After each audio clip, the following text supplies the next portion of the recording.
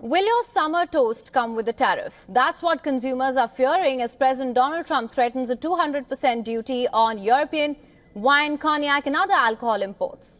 This move comes in response to the European Union's plan to impose tariffs on American whiskey and other U.S. products next month, which is a retaliation against Trump's 25% tariffs on steel and aluminum imports that took effect this week.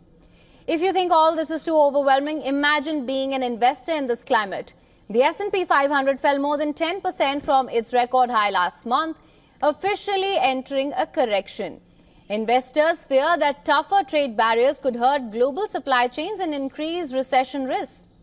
While Canada, and the largest supplier of aluminum to the U.S., has also announced countermeasures and taken the dispute to the World Trade Organization, talks between the United States and Canadian officials so far have failed to reach a resolution.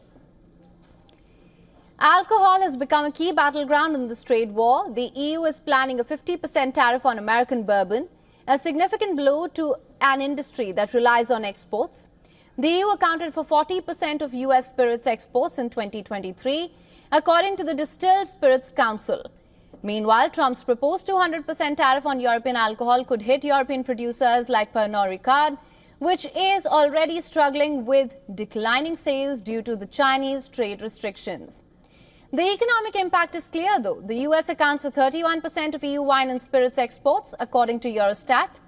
Industry leaders on both sides warn that tariffs could lead to lost sales, job cuts and shuttered businesses. Canadian retailers have already pulled American bourbon from their shelves as tensions rise. The trade dispute is fueling economic uncertainty. A Reuters Ipsos poll found that 70% of Americans expect tariffs to make regular purchases more expensive. Businesses across industries, from jets to autos, coffee to clothing, are assessing the fallout as supply chains come under pressure. Even Tesla has warned that the tariffs could trigger retaliatory measures against U.S. companies. Despite market volatility, Trump remains firm in his stance, stating that the U.S. has been ripped off for years and will push ahead with reciprocal tariffs starting the 2nd of April. No, look, we've been ripped off for years, and we're not going to be ripped off anymore. No, I'm not going to bend at all. Aluminum or steel or cars, we're not going to bend. We've been ripped off as a country for many, many years. We've been subjected to costs that we shouldn't be subjected to.